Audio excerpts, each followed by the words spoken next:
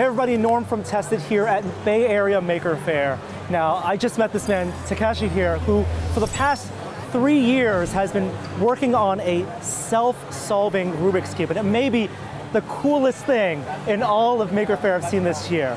Takeshi had time to explain to me how it works. So this is a traditional Rubik's Cube. I can turn it. I'm not a Rubik's Cube solver, but there are algorithms that you can find online that once you know where the position of all of these pieces are, that you can have an order of operations to solve it. And what he's done is put that inside of the cube. So inside of his robot, essentially, is this arrangement. And if you get close, you can see it's a lot of 3D printed parts. There's microcontrollers for the brains of it, and then the battery right here, a LiPo battery, and 6 servos, 1 for each side. Now, it isn't just a matter of getting this inside this, because if you break open a Rubik's Cube, it doesn't fit in here, so you have to make custom plates.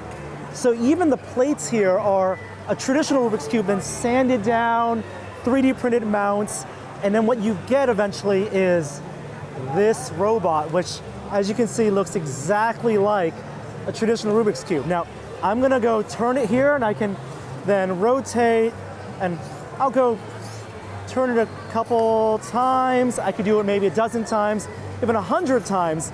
There's no camera on the outside. What it's doing is it's recording these rotations for the position. And I thought maybe it's then running it backwards, but it's not doing that either. Once it knows its position, set it on the table, and it runs a solve algorithm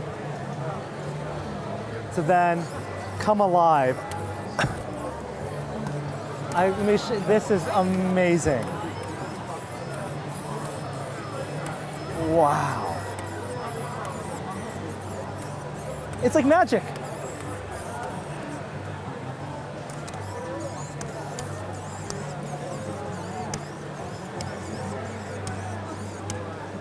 Yay! Thank you so much. This is one of the coolest things we've seen at Maker Faire.